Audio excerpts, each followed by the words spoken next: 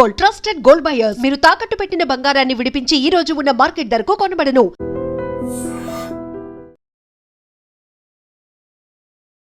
ప్రస్తుతం మనం ఉంది తెలంగాణ భవన్ దగ్గర. ఒక్కసారి చూడండి, విచారణ జరుగుతోంది ఒకవైపు, ఇంకోవైపు ఏమో తెలంగాణ భవన్ దగ్గర చాలా మంది కార్యకర్తలు, బీఆర్ఎస్ కి సంబంధించిన కార్యకర్తలు, ఎస్పెషల్లీ మహిళా కార్యకర్తల అందరూ కూడా చాలా మంది ఇక్కడ కూర్చొని నిరసన వ్యక్తం చేస్తున్నారు. ఒక్కసారి చూడండి, వాళ్ళు చేస్తున్నటువంటి నినాదాలు కూడా మనకు స్పష్టంగా కనిపిస్తున్నాయి. ఇంకోవైపు ఏమో పోలీసులు పూర్తిగా మోహరించి ఉన్నారు. కంప్లీట్లీ అంటే ఏ క్షణమైనా వాళ్ళని తీసుకెళ్లి గాల్లో ఎక్కించి తరలించే ప్రయత్నం ఒకవైపు జరుగుతోంది. చాలా సేపటి నుంచి కూడా ఒక ఉద్రిక్త వాతావరణం అయితే మనకు కనిపిస్తోంది. ఒకసారి మాట్లాడే ప్రయత్నం చేద్దాం. మేడం, ఏంటి నిరసన? ఎందుకు గేట్ బయట? కేసీఆర్ గారికి ఏదైతే నోటీస్ ఇచ్చారో అది కంప్లీట్ ఇల్లీగల్.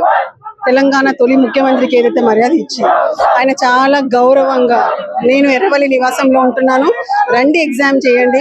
సో ఎగ్జామిన్ చేసేది కూడా ఏంటి, 160 సిఆర్పిసి చట్టం ప్రకారమే, స్పెషల్ గా ఏమి ఇవ్వమని చెప్పలేదు. క్రిమినల్ ప్రొసీజర్ కోడ్ 160లో ఏమంటది, అబౌవ్ 65 years వాళ్ళు ఎక్కడున్నా వాళ్ళ రెసిడెన్స్ దగ్గరికి వెళ్ళి చేయాలి. సో అవన్నీ పాటించకుండా ఇంటెన్షనల్లీ కేసీఆర్ గారిని harassment, this nothing but political harassment. So దానికి సంబంధించి నిరసన చేస్తున్నారు. నిరసన ఎక్కడ చేస్తున్నారు? వాళ్ళు బ్యారికేడ్స్ అక్కడ పెడితే లోపలే చేస్తున్నారు. కానీ లోపల నుంచి గల్లా పట్టుకొని తీసుకుపోయి ఒక నలుగురిని ఆల్రెడీ వెహికల్ ఎక్కించేస్తారు. Why all those things? వాళ్ళకి బాధ అనిపిస్తుంది. సార్కి ఇలా చేస్తున్నారు, ఇంటెన్షనల్లీ ఫాల్స్ కేసెస్ పెడుతున్నారు. ఫాల్స్ గా whatever it is, examination కూడా. సో యూజువల్లీ ముఖ్యమంత్రులకి ఎలాంటి సంబంధం ఉండదు. ఓకే, అలాంటి ఇష్యూస్ లో ఒక అంటే ఈ ఫోన్ ట్యాపింగ్ ఏదైతే కేసు ఉందో ఆ కేసులో ముఖ్యమంత్రికి ఏం సంబంధం ఉంటుంది చెప్పండి? ముఖ్యమంత్రి దిష్టి బొమ్మల్ని దానం చేయడం ఒక రకంగా రెచ్చగొట్టడమే అవుతుంది అంటే ఇదంతా చేసేదేంటి? ఇదే కేసు కాదు, ఇప్పటి వరకు మీరు చూసారు ఈ 2 years లో కాంగ్రెస్ వచ్చిన దగ్గర నుంచి ఎన్ని ఫాల్స్ కేసెస్ రిజిస్టర్ అయ్యాయి. సో ఎన్ని విధాలుగా న్యాయస్థానాలకు మేము అప్రోచ్ అయినాం, అన్ని కేసెస్ లో కూడా మా ఫేవర్ లో వచ్చాయి. బికాస్ చట్టము, న్యాయము, వాట్ ఎవర్ ఫ్యాక్ట్స్ అన్ని మా ఫేవర్ లో ఉన్నాయి. సో ఆ విధంగా వచ్చిన తర్వాత కూడా ఇంటెన్షనల్లీ ఇప్పుడు బొగ్గు స్కామ్ ఉంది, బొగ్గు స్కామ్ ఎప్పుడైతే తీసారో కావాలని చెప్పి ఈ హరాస్మెంట్, మున్సిపల్ ఎలక్షన్స్ వస్తున్నాయి, కావాలని డైవర్షన్ పాలిటిక్స్. సో ఇలాంటివి చేసుకుంటూ వాళ్ళు ఏదైతే చేస్తున్నారో దాన్ని ఖండిస్తున్నారు, నిరసన వ్యక్తం చేస్తున్నారు. తప్ప భయం ఎందుకు? విచారణ అంటే ఎవరు భయపడుతున్నారు? No one is. ఇది భయం కాదు, నిరసన, ఆందోళన. వాళ్ళకున్న అటాచ్మెంట్, వాళ్ళకున్న ఎమోషన్. కేసీఆర్ గారు అంటే ఎమోషన్. కేసీఆర్ గారిని ఇక్కడ వరకు తీసుకొచ్చి ఇలా చేయడం అనేది ఎవరికి కూడా ఇష్టం లేదు. అది చేస్తే మటుకు ఖచ్చితంగా కార్యకర్తలు బాధపడుతున్నారు. ఎవరికన్నా వచ్చి ఆటంకం అది కలిగిస్తున్నారా? రోడ్డు మీదకన్నా పోయారా? ఏం లేదు. తెలంగాణ భవన్ల కూడా చేస్తున్నారు. తప్పేముంది? రాజ్యాంగం మనకి తప్పకుండా మనకి ఏదైనా నచ్చకపోతే మనం వ్యతిరేకించవచ్చు, ఎవరికి అంటే మళ్ళీ ఎవరికి అఘాతం కల్పించకుండా, సో ఎవరికి విఘాతం కల్పించకుండా అదే చేస్తున్నారు. సో ఇక్కడ భయపడేది ఏం లేదు. నంది నగర్ ఎక్కడైతే విచారణ జరుగుతుందో అక్కడికి కూడా దూసుకెళ్లే ప్రయత్నం చాలా మంది చేస్తున్నారు. సో ఆపే ప్రయత్నం ఇక్కడ జరుగుతుంది. ఇప్పుడు కార్యకర్తలు కేసీఆర్ గారు అంటే అందరికీ బాపు. కేసీఆర్ గారిని తండ్రితో సమానంగా చూస్తారు. అట్లాంటి కేసీఆర్ గారికి ఈ విధంగా నోటీసెస్ ఇచ్చి ఆల్రెడీ ఎర్రవల్లిలో వచ్చి చేయండి, ఎగ్జామినేషన్ చేయండి అంటే కూడా వినకుండా మొండి వైఖరి అవలంబించి ఇక్కడ వరకు తీసుకొచ్చారు. వాళ్ళు ఎమోషనల్లీ ఫీల్ అవుతున్నారు. సరే, వెళ్ళడం అనేది వాళ్ళు సార్ దగ్గరికి ఒక తాపత్రయం అంతే. వాళ్ళు చేసేది ఏమీ లేదు, ఏం ఆటంకాలు ఏం కదిలించారు ఎవరు కూడా. సో దానికోసం ఇంతమంది పోలీసులను నుంచి చేయాల్సిన అవసరం లేదు. ఆల్రెడీ మేము ముందే డిక్లేర్ చేసాము చాలా శాంతియుతంగా నిరసన చేస్తామని. కావాలని వచ్చి తాళ్లు కట్టి వాళ్ళందరినీ పుష్ చేసి ఒక లేడీని కడుపులో పంచి చేశారు, అమ్మాయిని. ఇప్పుడు సో వాళ్ళని హాస్పిటల్ తీసుకెళ్లారు. ఒక సీనియర్ అఫీషియల్ చేశారంటే ఆమె ఐడెంటిఫై కూడా చేసింది. పొత్తి కడుపులో లేడీని గుద్దాడు. సో ఎందుకు? ఎవరు భయపడుతున్నారు? ఎవరి అగత్యాలు చేస్తున్నారు? ఎందుకు చేస్తున్నారు? అవసరం ఏముంది వాళ్ళకి చెప్పండి? ఒక కెమెరా పర్సన్ కూడా కెమెరా ధ్వంసం చేశారు. ఇప్పుడు నేను ఏమంటున్నా, ఏబిఎన్ ఆంధ్రజ్యోతి మేము కంప్లీట్ గా వాళ్ళని బ్యాన్ చేసినాం, రావద్దని చెప్పినాం. ఓకే, లెటర్ ఇష్యూ చేసినాం.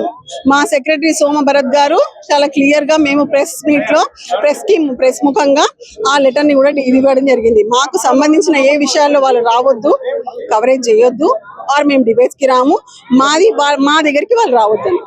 So what made him to come here, what made them to come? చెప్పండి మీరు. అవసరం ఏముంది? వద్దని చెప్పారు, రావాల్సిన అవసరం లేదు. ఇప్పుడు మీరు ఎన్నో ఇయర్స్ నుంచి ఇంతమంది ఉన్నారు, ఎవరినన్నా అలా చేశారా? ఎవరినన్నా ఆపారా? లేదే. ఆంధ్రజ్యోతి, ఏబిఎన్ ఆంధ్రజ్యోతి కావాలని ఇంటెన్షనల్లీ అన్ని ట్రోలింగ్ చేసుకుంటూ మీరు ఇప్పుడు కూడా చూడండి, ఈ రోజు మొత్తం ట్రయల్ నడిపించారు. Who are they to run the trial? Trial ఎవరు చేస్తారు? కోర్టులో జరగాల్సిన ట్రయల్ ని వాళ్ళకి ఇష్టం వచ్చినట్టు చేస్తే that is nothing but contempt of court. So వాళ్ళని రావద్దని చెప్పిన తర్వాత కూడా అన్నెసెసరీ వచ్చి అందరిని దొబ్బుకుంటూ రావాల్సిన అవసరం అతనికి లేదు. సో అగైన్ అంటే బయటకి నెట్టేసే ప్రయత్నం జరుగుతోంది, ఇట్లా దూసుకొచ్చే ప్రయత్నం చేస్తున్నారు కాబట్టి పోలీసు చర్యలు మీరు దూసుకోవడం అనేది అక్కడ బ్యారికేడ్స్ ఉన్నాయి.